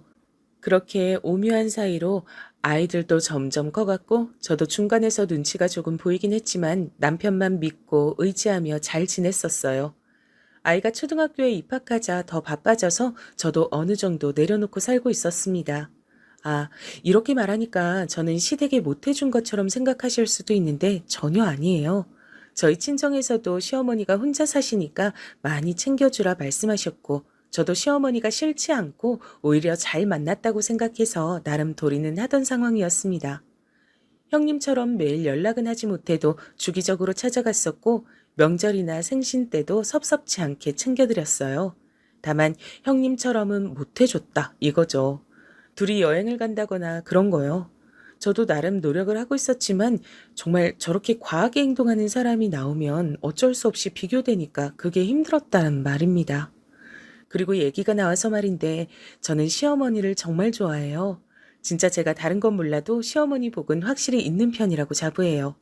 제 성격이 워낙 조용하고 내성적이어서 때때로 형님 기분을 따라가기가 힘들었는데 시어머니는 단 한 번도 비교하시거나 그러진 않으셨어요. 사실 당연히 사람이니까 자기한테 잘해주는 사람이 좋잖아요. 당장 제가 시어머니라고 생각해봐도 저는 저한테 잘하는 며느리가 더 이쁠 것 같거든요.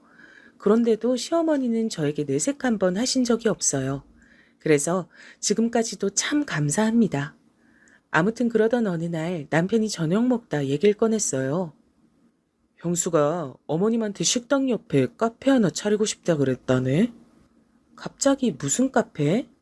말 그대로 식당이 백반집이니까 옆에서 카페 차리면 서로 좋은 영향 줄 것 같다 그랬다네. 어머니는 그거 듣고 당신이 돈 내주신다 그랬나 봐. 아, 그래? 잘 됐네. 자기 괜찮아? 뭐가? 형수한텐 카페 차려주는데 자기한텐 아무것도 없잖아. 난 그냥 이렇게 사는 게 운명인 거 보지 뭐. 제가 이렇게 얘기하자 남편은 크게 웃었어요. 저의 이런 점이 좋다나 뭐라나. 그런데 진심이었습니다. 저는 어머님이 형님한테만 카페를 차려주셔도 아무렇지도 않았어요. 그리고 이미 시어머니는 저한테 충분히 잘해주셨거든요. 여기서 오히려 바라는 게 민망해질 정도였습니다. 그런데 어머님도 저한테 연락이 오더라고요. 아가, 만약 너도 카페 차리고 싶으면 언제든 말해. 카페가 아니어도 좋으니까 뭐든 하고 싶은 말해. 전 정말 괜찮아요, 어머님. 너는 애가 왜 이렇게 욕심도 없고 착하기만 하니? 저는 진짜 괜찮았는데 옆에서 오히려 난리가 났더라고요. 심지어 어머님 가게에 찾아가도 직원분들이 저를 보면 괜찮냐고 그러더라고요. 형님은 그렇게 신이 나서 카페를 열었어요. 저도 가서 몇 번 도와줬는데 형님이 종종 그러더라고요. 동서도 좀 몇 번 가서 얼굴 비추고 가게 하나 열어달라 그래. 저는 정말 그냥 이대로 평범하게 살고 싶은데 형님은 그게 아니었나 봐요. 심지어 카페를 열고 나선 더 심해졌어요. 아예 붙어 있겠다. 틈만 나면 식당으로 가서 시어머니한테 갔다 그러더라고요. 어머님 식당이 정말 지역 명소가 돼서 주변에 카페와 식당들이 생기기 시작했는데 형님이 카페를 바로 옆에다 차리니 자연스럽게 매출도 많이 올랐어요. 또 같은 식구가 하는 거니까 단골분들도 많이 찾아주셨어요. 저는 사실 저 정도로 노력하면 식당 그냥 물려받았으면 좋겠더라고요. 형님은 카페를 열고 눈에 띄게 얼굴이 좋아졌어요. 하고 다니는 차림도 많이 달라졌죠. 사람이 여유가 생기니까 하고 다니는 행세가 많이 달라지더라고요. 저한테 형님은 가끔 흘러가는 말로 동서, 돈이 최고야 라고 말했던 게 기억이 나요. 아무튼 그렇게 살고 있었는데 남편이 이번엔 시어머니가 형님 어머님한테도 가게 하나를 열어줬다고 하더라고요. 무슨 가게냐고 물어보니까 옷가게래요. 형님 친정이 여유롭지 않다는 건 알고 있었어요. 전 형님도 형님이지만 시어머니도 정말 대단하다는 생각이 들었습니다. 며느리는 아들하고 같이 사니까 가게 차려줄 수 있지만 사돈까지 챙기시다니 정말 대단하다는 생각만 들었어요. 형님도 정말 대단했죠. 저는 친정이 아무리 어려워도 대놓고 우리 친정 도와달라고 말 못할 것 같은데 형님은 시어머니한테 부탁도 잘하더라고요. 그뿐만이 아니었어요. 형님은 아이를 사립학교에 보내고 싶었나 봐요. 시어머니한테 부탁해서 아주 비싼 학교에 보냈어요. 어머님이 우리 아이도 저 학교에 보내라고 하셨지만 저는 그냥 평범하게 키우고 싶어서 거절했습니다. 아이가 커가면서 형님의 사치도 점점 심해졌어요. 전 그냥 아이는 아이답게 키우고 싶었거든요. 그런데 형님은 아니었나 봐요. 어디서 처음 듣는 브랜드의 옷을 입히고 어디 학원을 보내야 하고 그런 게 굉장히 심했어요. 그럴 때마다 시어머니는 또 엄청나게 지원해 주셨죠. 그리고 시어머니의 식당처럼 형님의 카페도 장사를 잘하는지 많이 바빠졌어요. 제가 몇 번 찾아갈 때마다 직원들도 꽤 많아 보였고요. 카페 옆으론 호프집이 있었습니다. 젊은 남자 사장이 하는 곳이었는데 저와 남편도 종종 갔었던 기억이 나요.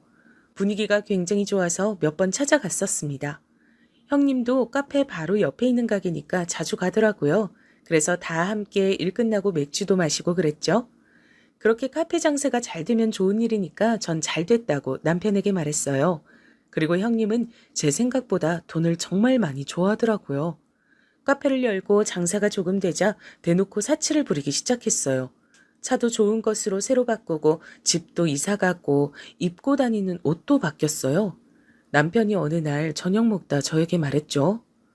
형수, 돈 좋아하는 건 알겠는데 너무 노골적이라 보기가 안 좋아.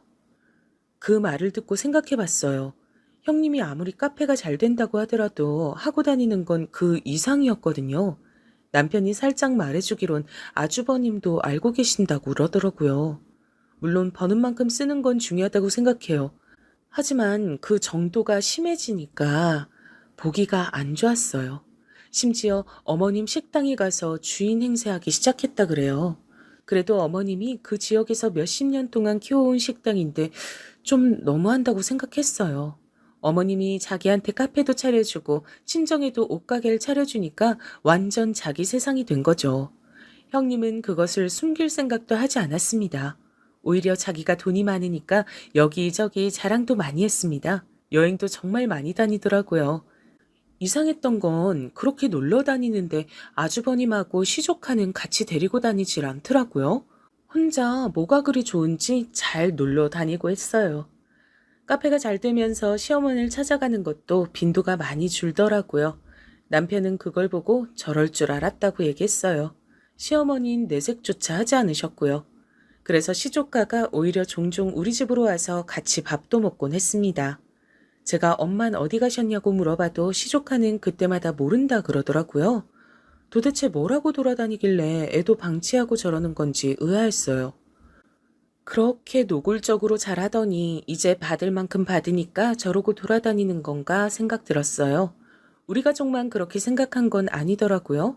제가 식당에 가서 일손을 도우려고 하면 오히려 단골 손님들이 저에게 말씀해 주셨어요. 둘째가 제대로 된 사람이지. 첫째 며느린 이제 살판 난 게 보여. 그럴 때마다 전 그냥 웃기만 했습니다. 그러면서 한편으로는 시어머니가 상처받지 않으셨으면 좋겠더라고요. 그러던 어느 날 아이가 학교에서 돌아와 간식을 먹이고 학원에 보내자마자 연락이 왔어요. 동서, 지금 어디야? 큰일 났어. 어머니 갑자기 쓰러지셨어. 빨리 병원으로 와. 주소 문자 보내줄게. 형님의 전화였어요. 어머니가 쓰러졌다길래 너무 놀라서 일단 남편에게 전화로 상황 설명을 했고 바로 병원으로 달려갔죠. 도대체 이게 무슨 일인가 너무 놀랐습니다. 정말로 손이 덜덜 떨려오더라고요. 설마 돌아가시는 건 아니겠지 생각하며 마음 졸였어요. 택시를 타고 불이 나게 달려간 병원엔 형님 혼자 있었어요. 그런데 평소와 달리 형님은 침착하더라고요. 오히려 제가 더 놀라서 당황한 채로 여기저기 이상은 없냐고 간호사들에게 물어보고 있었어요. 1인실로 옮기고 겨우 진정하고 있는데 의사 말을 들어보니 원인은 아직 모르겠으나 일단 깨날 때까지 기다려달라더라고요. 검사 결과를 보니 막 엄청나게 몸에 이상은 없지만 깨어날 때까지 옆에서 간호는 필수라는 말을 하길래 알겠다 그랬죠. 바로 남편에게 전화를 걸어 상황 설명을 하고 병실로 들어왔는데 형님이 저한테 말을 하는 거예요. 형님은 확실히 평소와는 달랐어요. 저는 정말 다른 사람인 줄로만 알았어요. 동서, 난 어머님 간호 절대 못해. 정말 죽어도 못해.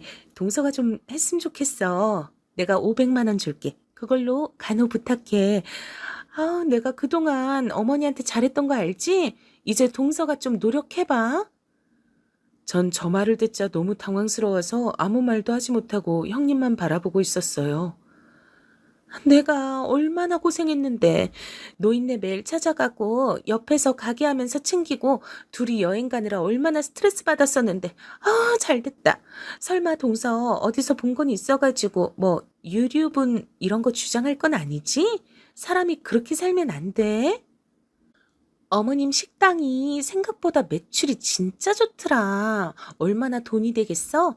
그동안 고생했던 거 보상받을 생각하니까 너무 좋다. 동서, 도대체 언제 가시나 했더니 이제 가시네? 제가 알던 형님이 맞나 싶어서 정말 아무 말도 하지 못하고 있었어요. 이제까지 그렇게 시어머니를 챙긴 사람이 맞나 싶어서요. 정말 지극정성으로 챙기더니 막상 시어머니가 쓰러지니까 저렇게 나오는 거예요. 제 남편 말대로 정말 재산을 노리고 행동한 게 맞았어요. 동시에 정말 괘씸한 마음이 들었죠. 시어머니가 형님에게 해준 게 얼만데 저러는 건지 정말 너무하다고 생각했습니다. 시어머니가 받기만 한 건 아니잖아요. 형님한테 카페도 차려주고, 아니, 심지어 형님 친정도 가게를 차려줬는데 어떻게 저럴 수가 있죠? 그리고 시어머니는 며느리들에게 정말 잘해주셨어요.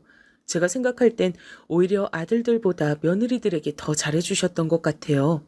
단순히 물질적으로만 지원해 준 것도 아니고 전 살면서 제사나 명절 때문에 스트레스 받았던 적이 단 한 번도 없었습니다. 항상 시어머니는 귀찮은 거 절대 시키지 않으셨어요. 오히려 저희에게 힘든 거 있으면 말하라 그러셨죠. 그리고 시어머니는 저희 친정에도 정말 잘해주셨거든요. 형님 친정에 가게 차려주시면서 저에게도 넌지시 물으셨어요. 물론 저는 괜찮다며 거절했지만 시어머니는 한 달에 한 번은 저희 친정에 선물을 보내셨어요. 이외에도 제가 현실적인 고민으로 힘들어할 때 정말 많은 도움을 주셨어요. 저는 물론 남편이 좋아서 결혼한 거지만 시어머니와 가족이 되어 즐거웠어요. 정말 저에게 시어머니는 그런 존재였습니다. 제 친구들도 저희 시어머니 같은 분 없다 그랬거든요. 그런데 시어머니한테 그렇게 받을 거 다 받아놓고 저러면 안 되지 않나요? 전 또 할 말을 하는 성격이라 바로 형님에게 말했죠. 형님, 그건 아닌 것 같아요. 어머님 간호야 제가 할 수 있지만 그런 식으로 말씀하시면 안 되죠. 뭐야? 이제야 착한 척해? 왜 이래? 그동안 나만 가게 열어서 배 아팠구나? 그러니까 이번에 잘하란 거야. 조언해주는 건데 왜 그래? 진짜 인간이 어떻게 저럴 수 있나요? 아주버님과 남편도 병원에 도착해서 들어왔어요. 무슨 일이냐고 묻길래 의사가 말한 대로 원인은 모르겠으나 눈 뜨실 때까지 일단 기다려야 된다고 말했어요. 다행히 몸에 긴급한 병이 있는 것은 아니니 안심하라고도 말했죠. 저는 형님이 저렇게 말했다는 것을 남편에게 말을 할지 말지 정말 고민이 많았어요. 하지만 확실했던 건 저런 소리를 들어버린 이상 시어머니 간호는 제가 해야겠다고 생각했죠. 일단 남자들을 돌려보내고 제가 형님에게 말했어요. 형님, 돈 안 주셔도 돼요. 어머님 간호는 제가 할 테니까 가서 일 보세요. 동서, 일해놓고 나중에 딴소리 하면 안 돼. 알지? 전 재산 필요 없어요. 식당도 물려받을 일 없어요. 정말 궁금하시면 남편한테 가서 물어보세요. 정말 진심이었어요. 형님도 나가고 시어머니를 보는데 마음이 아팠습니다. 혼자 남편이 빨리 죽고 얼마나 힘드셨겠어요. 작은 백반 가게에서 저렇게 지역 맛집이 될 때까지 얼마나 고생하셨을까요? 또 며느리가 저렇게 앞뒤가 다를 줄 누가 알았겠어요? 그것도 모르고 카페까지 차려주고 며느리 친정에까지 가게를 차려주셨으니 정말 저는 시어머니가 안쓰러웠어요. 지금의 그런 호탕하신 성격도 어쩌면 혼자 힘들게 사셨으니 만들어진 성격이라고 저는 생각해요. 자식들에게 절대 짐이 되는 분도 아니고 오히려 잘해주려고 노력하시는 분이거든요. 며느리들한텐 더욱 잘해주시죠. 형님이 저렇게 뒤통수를 치다니 제가 더 화가 나서 온몸이 부들거리더라고요. 남편에게 말하진 않았어요. 왜냐면 그냥 저 혼자 알고 싶었어요. 형님이 저렇게 앞뒤 다르단 걸 남편도 어느 정도 눈치채고 있었으니 굳이 나서진 않았습니다. 그러면서 저는 시어머니가 그냥 이 사실을 모르셨다면 좋겠다고 생각했어요. 그리고 시어머니는 무슨 병이 있으셔서 쓰러진 게 아니고 정말 원인 불명의 의식이 없으신 상태셨어요. 그래서 얼핏 보면 주무시는 것 같았죠. 의사 말에 의하면 그냥 정신적 충격을 받아 잠시 잠이 든 상태라고 하더라고요. 암에 걸렸다던가 뭐 특별히 어디가 안 좋아서 쓰러진 건 아니고 정말 정신적인 문제라 그랬어요. 스스로 일어나실 때까지 기다려달라고 하시더라고요. 그래서 간호는 딱히 힘들지 않았어요. 오히려 너무 심심해서 아들도 병원으로 종종 불러서 할머니에게 말 걸어보라고 하고 그랬어요. 남편이 저한테 고맙다고 말했지만 제가 하는 건 그냥 정말 옆에서 어머니가 눈을 뜨는지 안 뜨는지 지켜보는 것이어서 힘들진 않았습니다. 형님은 시어머니가 쓰러져서 병원에 있는 동안 저에게 어떠한 연락도 없었어요. 가끔 오히려 아주버님이 방문하셨죠. 아주버님은 굉장히 바쁘신 분이셨어요. 그런데 짬을 내서 시어머니를 보러 오시더라고요. 그런데 저는 형님 얘기를 먼저 꺼내고 싶지 않아 일부러 말을 안 했는데 아주버님이 오히려 저에게 물어보시더라고요. 집사람 혹시 안 들렸나요? 아까 병원 간다고 하던데. 그래요? 제가 못 봤나 봐요. 형님은 그새 거짓말도 하고 돌아다녔나 봐요. 병원은 무슨. 정말 저는 시어머니가 쓰러지고 형님 코빼기도 보지 못했어요. 형님을 생각할수록 점점 화가 나기 시작하더라고요. 그래도 그냥 참자 생각하며 넘겼어요. 그러면서 속으로 저렇겐 살지 말아야지 다짐했어요. 친언니에게도 전화해서 형님 욕을 했어요. 돈의 요물을 떠나서 사람이 저렇게 앞뒤 다르게 행동하니까 너무 없어 보인다고 욕했던 기억이 나요. 그렇게 몇 주가 지났을까요? 어머니가 그날따라 조금 이상했어요. 부정적으로 이상하다는 건 아니고요. 뭔가 평소와는 달랐어요. 손가락이 그날따라 움직이는 기분이 들었어요. 그리고 뭔가 표정이 다른 기분이 들더라고요. 마침 형님이 그때 전화가 오길래 얼떨결에 받아서 그대로 말했더니 자기가 오겠다는 거예요. 그래서 알겠다고 말하고 기다렸습니다. 그리고 아주버님과 제 남편에게도 차례로 전화해서 어머님 상태를 설명했어요. 제일 먼저 형님이 병원으로 왔습니다. 형님 얼굴도 정말 오랜만에 보는 거였어요. 형님은 도착해서 절 보고도 그냥 지나치더니 간호사한테 가서 상황 설명하더라고요. 사람이 변해도 어떻게 저렇게 변할 수 있을까요? 그리고 정말 기적적으로 시어머니가 눈을 뜨셨어요. 어머님! 형님은 거의 오열하기 시작했어요. 어머님, 제가 얼마나 걱정했는지 아세요? 시어머님의 이불을 부여잡고 형님은 그동안 자기가 걱정하느라 너무 속상했다, 가게 일이 손에 잡히질 않더라 등등 말을 하기 시작했어요. 반면 시어머니는 평온하셨습니다. 저는 형님 보고 진정하라 하고 이렇게 세웠어요. 시어머니가 깨어났으니 간호사와 의사들이 들어왔죠. 몇 가지 물어보고 이상 있는지 건강 상태를 확인하기 시작했어요. 정말 다행히 시어머니는 건강에 치명적인 이상이 있었던 것은 아니었습니다. 의사는 오늘 하루 지켜보고 내일 퇴원해도 좋다 그랬어요. 특별히 나쁜 점은 보이지 않다고 그랬죠. 저는 정말 걱정을 많이 했었는데 다행이라고 생각했습니다. 어머님, 그동안 정말 너무 걱정 많았어요. 제가 진짜 밥도 안 넘어가더라고요. 형님이 옆에서 또 걱정을 많이 했다고 말했어요. 그만해라. 듣기 싫다. 그 순간 시어머니가 소리를 지르셨어요. 저는 시어머니가 저렇게 소리 지르는 걸 처음 봤어요. 그리고 듣기 싫다니? 이게 무슨 일인가 싶어 시어머니를 쳐다봤죠. 사실 너무 놀랐습니다. 눈 뜨시자마자 저러실 줄은 몰랐거든요. 네가? 내 걱정을 해? 그런 사람이 둘째한테 돈 줄 테니까 간호를 시켜? 뭐? 그동안 고생? 내가 그때 다 듣고 있었어. 세상에. 알고 보니 시어머니는 쓰러지셔서 병원에 실려오셨을 때 다 듣고 계셨다는 거예요. 그런데 여러분, 더 충격적인 말은 뒤에 나오는 말이었어요.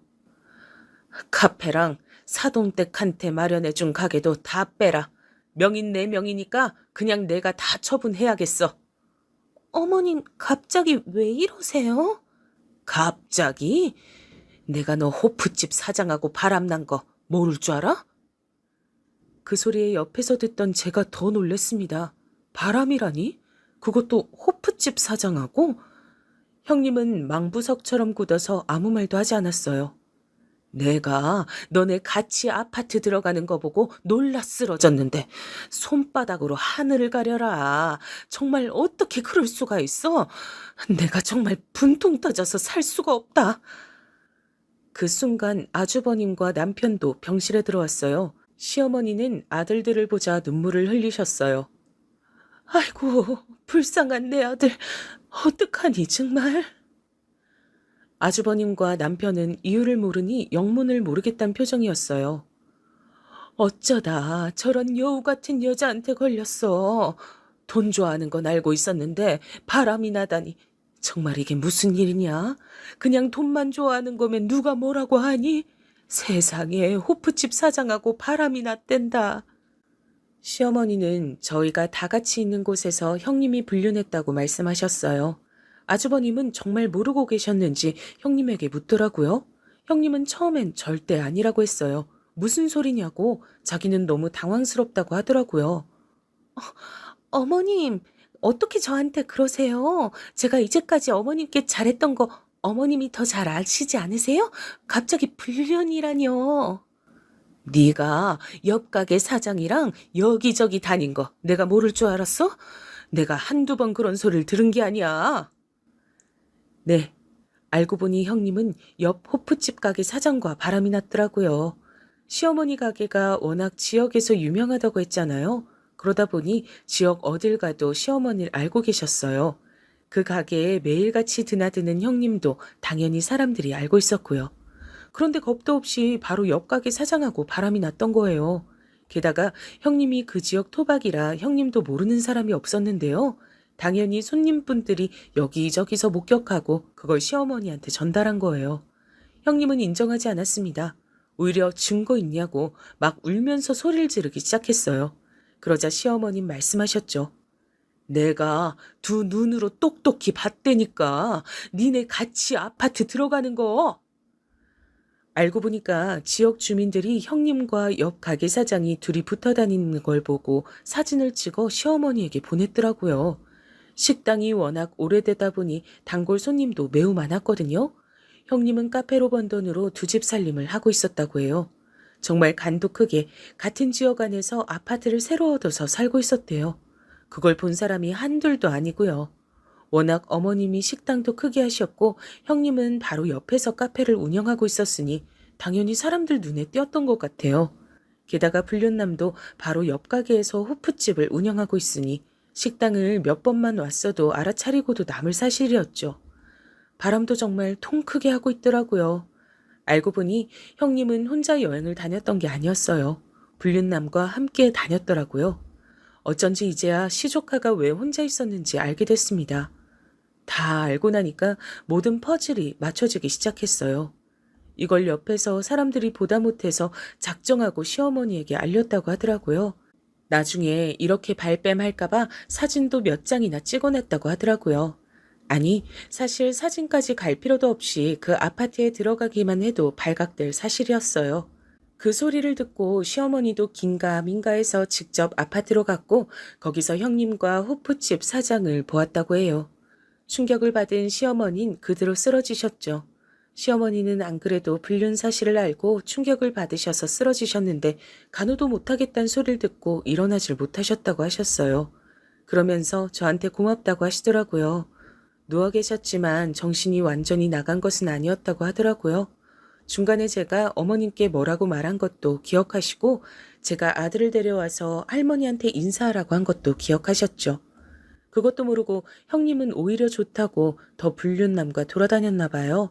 그렇게 형님은 증거와 증인들이 너무나 많았고 바로 아주버님은 이혼 소송을 하셨습니다. 그동안 그런 병원 간다 하고 호프집 사장하고 놀러 다닌 거냐고 소리 지르셨죠. 아주버님은 배신감이 장난이 아닌 것 같았어요. 남편도 옆에서 너무 놀랐는지 굳어있더라고요. 재산을 노리고 저랬던 것은 알고 있었지만 불륜이란 건 정말 상상도 못했습니다. 남편도 그냥 형수가 정신 나간 줄 알았지 저렇게 불륜하며 돌아다닐 거라곤 상상하지 못했다 했어요. 나중에 다 알고 나서야 가지가지 한다고 형수 욕을 했죠. 또 이 좁은 지역에서 간도 크다고 생각했죠. 같은 동네 살면 사실 한 다리 건너면 다 아는 사이잖아요. 카페와 형님 친정에 구해준 가겐 애초에 어머님 명의였다고 하더라고요. 어머님이 절 따로 불러서 말씀하셨어요. 아가, 네가 카페 이어서 해라. 어머님, 제가 과연 잘할 수 있을까요? 전 정말 괜찮아요. 아, 못할 건 뭐냐? 아니면 명의 변경을 해줄 테니까 가게 나가지 말고 돈만 벌어. 내가 정말 고마워서 그래. 그리고 예전부터 내가 너무 못해준 것 같아 신경 쓰였어. 어머님은 형님이 하던 카페를 저에게 주었어요. 사실 얼떨결에 운행하게 된 거라 아직 많이 부족해요. 제가 직접 나가서 뭘 하진 않고 문만 여닫고 있습니다. 아무것도 모르고 시작했지만 그래도 나름 즐기면서 사는 중이랍니다. 형님은 어떻게 됐냐고요? 그대로 이혼당했어요. 가게는 당연히 뺏겼죠. 사실 형님 사돈 쪽에서 식당에 찾아와서 행패도 부리고 그랬습니다. 가게를 줬다 뺏는 게 어딨냐고 막 따지기 시작했죠. 그런데 그런 소린 바람 피운 자기 딸한테 뭐라 해야 하는 거 아닐까요? 정말 콩 심은 데 콩 난다는 말이 이런 말이구나 싶었어요. 형님은 끝까지 자기 잘못이 없다고 했대요. 저도 남편한테 들은 건데 오히려 법원에서 자기가 피해자라고 했다고 하더라고요. 혼자 시어머니 부양하느라 힘들었다고 말도 안 되는 소리도 하고 막 이대로 당할 수는 없다고 오열하기도 했대요. 사람이 양심이 없어도 너무 없는 거 아닌가요? 시어머니 부양이라니. 전 그 말을 듣고 너무 어이가 없어서 웃었어요. 오히려 시어머니가 저희에게 지원을 너무 많이 해주셔서 문제가 되지 않을까 걱정은 했어도 혼자 부양하느라 힘들었다뇨. 그런 사람이 카페도 받고 친정 가게도 차려달라고 하나요? 또 이것도 나중에 알고 보니 시어머니가 쓰러져서 병원에 계실 때 식당에서 자기가 사장인 것처럼 행동해서 직원들 불만도 매우 많았다고 해요. 시어머니는 직원들에게 절대 막대하지 않았는데 형님은 막 이것저것 시키고 그래서 직원들끼리 만약 형님이 사장이 된다면 그만둘 생각도 하고 있었다고 해요. 시어머니가 쓰러지시기 전부터 형님이 그런 낌새가 보이긴 했지만 시어머니가 쓰러지고 나선 더 심해졌다고 그러더라고요. 그러면서 노골적으로 티를 내기도 했었대요. 이 가게 이제 내 거니까 뭐. 이런 말도 서슴없이 하고 있다 그래요. 정말 사람이 양심이 없어도 너무 없어요. 또 공판에서 들은 내용으론 애초에 시어머니한테 잘했던 이유도 재산을 받아서 바람난 남자와 둘이 살려고 했다고 하더라고요. 일부러 카페도 그래서 그 사장 옆에 얻은 거였죠. 둘이 원래부터 알던 사이라고 했고요. 형님은 그 지역 토박이었고 그 남자도 토박이었대요. 어렸을 때부터 아예 아주버님과 결혼하기 전부터 알던 사이라고 하더라고요. 그리고 정말 충격적이었던 사실은 그냥 결혼 자체가 돈 보고 결혼한 거라고 하더라고요.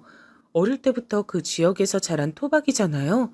작은 백반집이 점점 잘 되다 보니까 그걸 보고 있다가 아주버님한테 다가가서 계획적으로 결혼을 했다고 하더라고요.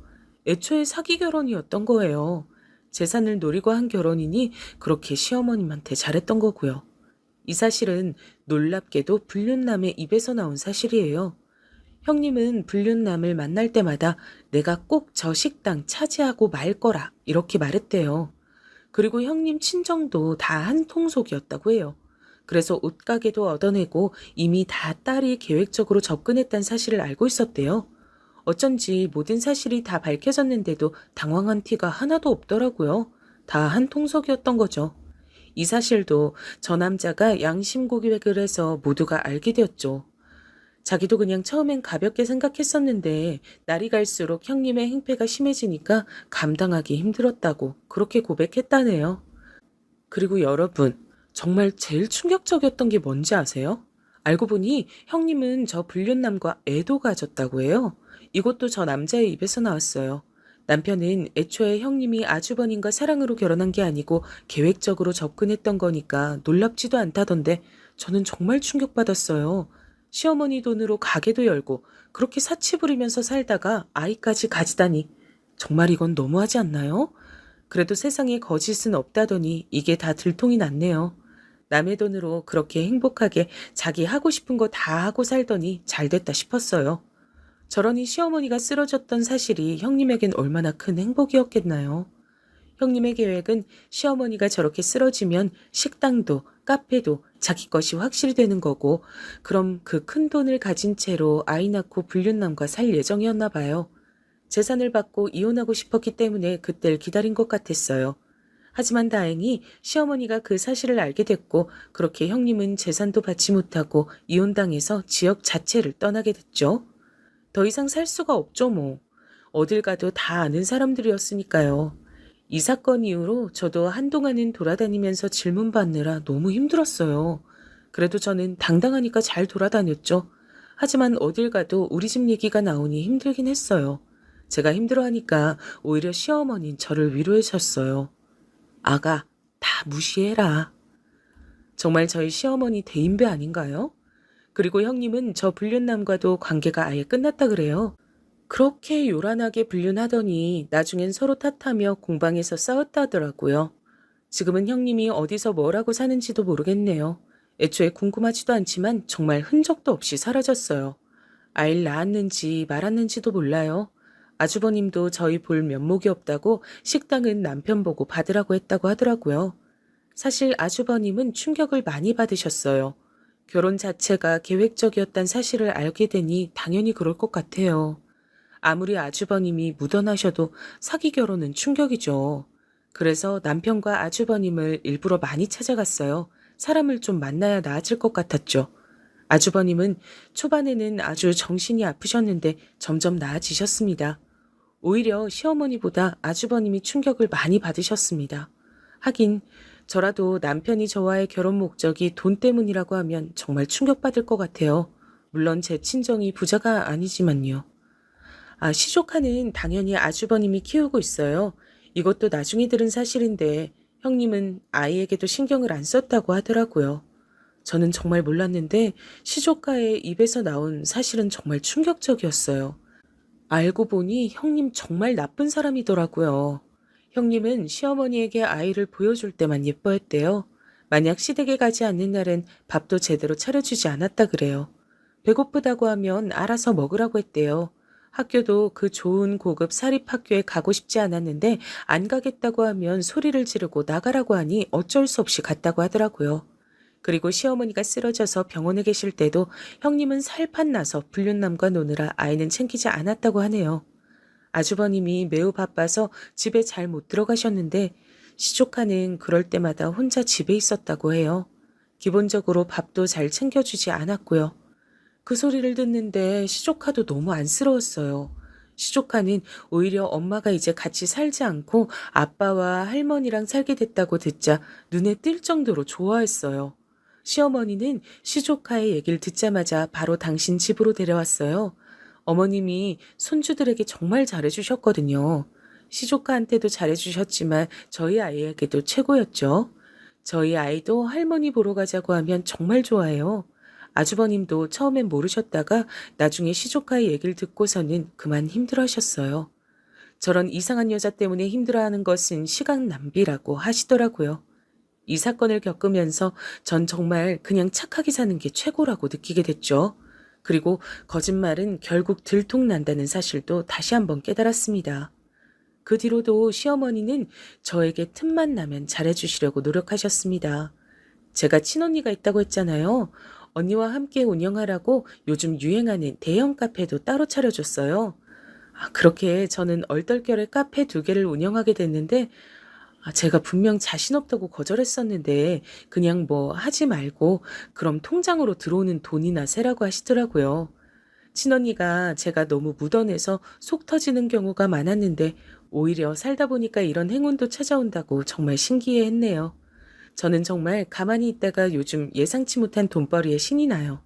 남편이 나쁘게 살면 다 저렇게 된다고 하는데 그 말이 맞는 것 같습니다. 그리고 시어머니의 식당은 저희 부부도 물려받지 않으려고요. 시어머니에게 날 잡고 진지하게 말씀드렸어요.